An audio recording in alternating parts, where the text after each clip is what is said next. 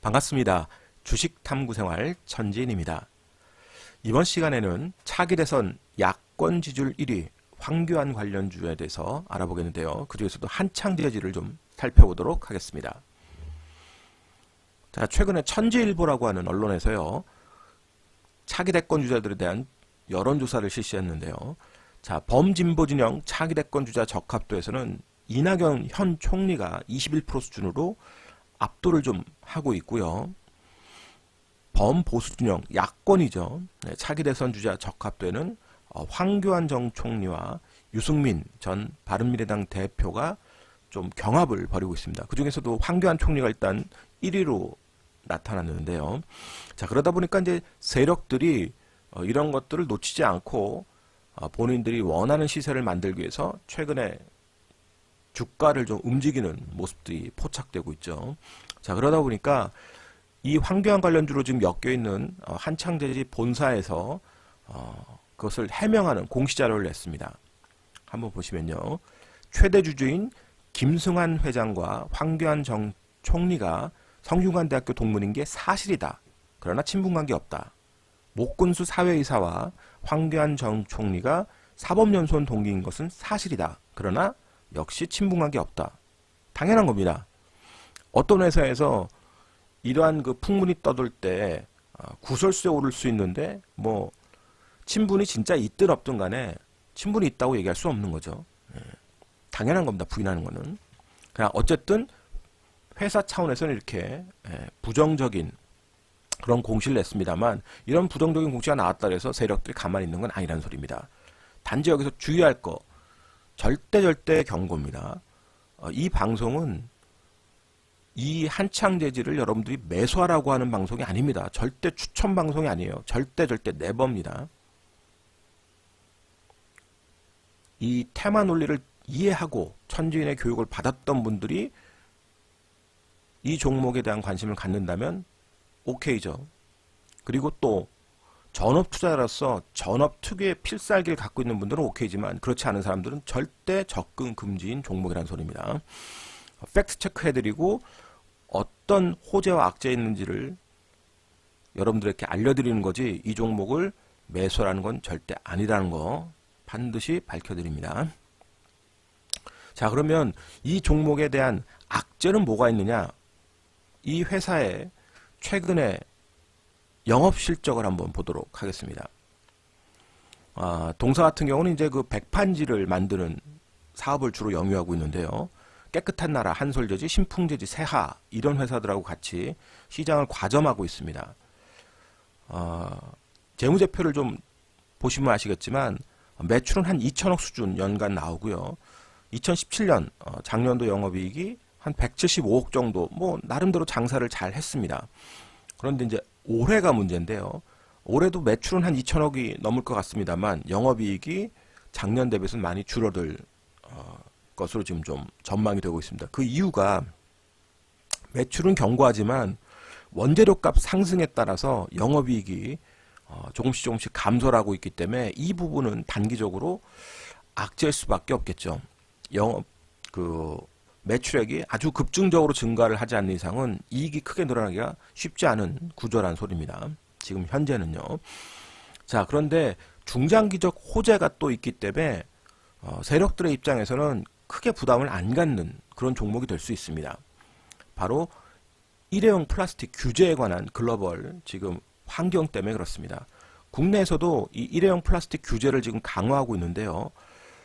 유럽에서는 좀 더 적극적인 강화 의지를 보여주고 있기 때문입니다. 자, 보시면요. 영국 같은 경우 일회용 플라스틱 퇴출에 박차를 가하고 있는데, 뭐 빨대, 면봉, 그 다음에 음료수를 휘저을 때 쓰는 일회용 플라스틱 제품 이런 것들을 1년 이내에 금지할 것으로 보여지고요.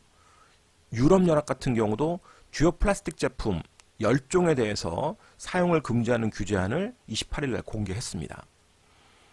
지금 뭐 글로벌 환경 오염에 대한 우려들이 지금 높아지고 있기 때문에 친환경 제품에 대한 관심도 높아질 수밖에 없고요. 특히 기존의 플라스틱 제품을 대체할 수 있는 대체제가 나오지 않으면 뭐 기존 업체들이 엄청난 반발을 할 수밖에 없겠죠. 당장 불편할 테니까요. 자, 그러나 대체 제품들은 지금 개발되고 있고 이미 생산, 판매되고 있기 때문에 이것이 대체제로 확실하게 자리 잡게 되면 그것을 생산, 판매하는 회사들은 장기적 관점에서 아주 호재일 수밖에 없는 거죠. 자, 동사 같은 경우도 자연주의 브랜드 그리너스라고 하는 브랜드를 보유하고 있는데요. 자, 보시면 컵, 리드, 슬리브, 용기, 쇼핑백, 필름, 뭐 포크, 스푼, 나이프, 플라스틱을 대체할 수 있는 제품들을 지금 라인업으로 보유하고 있습니다. 자, 그래서 단기적 관점에서는 원재료값 상승이 이익에 반하기 때문에 부담스럽지만 중장기 관점에서는 친환경 제품이 많이 팔리게 되고 동사가 경쟁력을 갖춘다면 상당히 긍정적일 수밖에 없는 거죠. 그래서 이 부분을 잘 감지하고 여러분들이 접근을 해야 될 겁니다.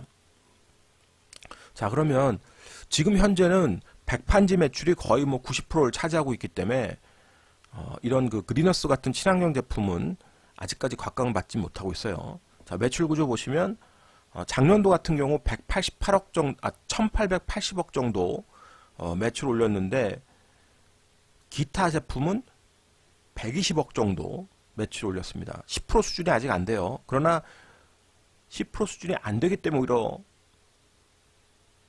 반대급부적으로 말하면요. 향후 좋아지면 매출 구조에서 상당히 높은 수준까지 올라갈 수 있겠죠.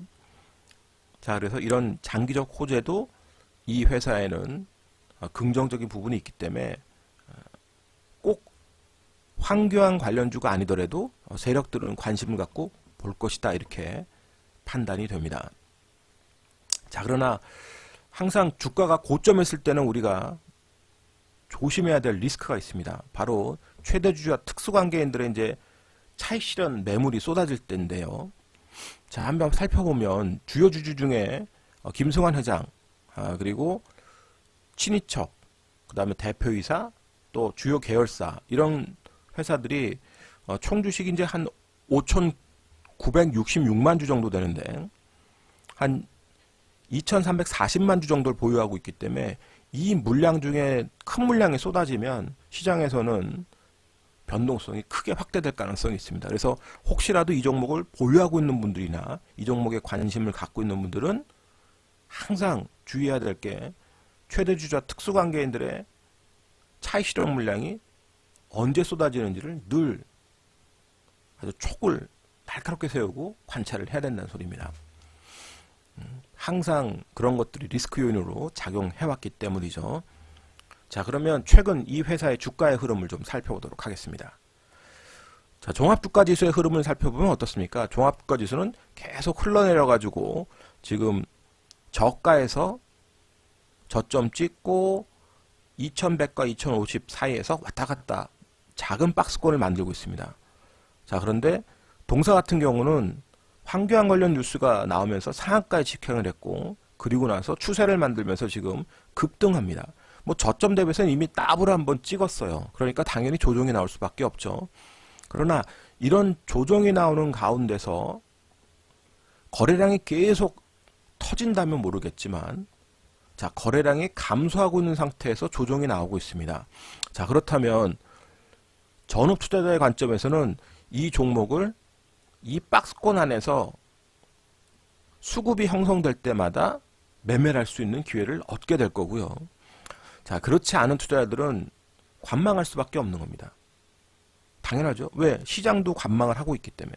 세력들의 흐름이 크지 않으니까 주가는 횡보할 수밖에 없고 횡보 이후에 세력들이 다 빠져나가면 주가는 계속 내려갈 수밖에 없기 때문에 그렇습니다.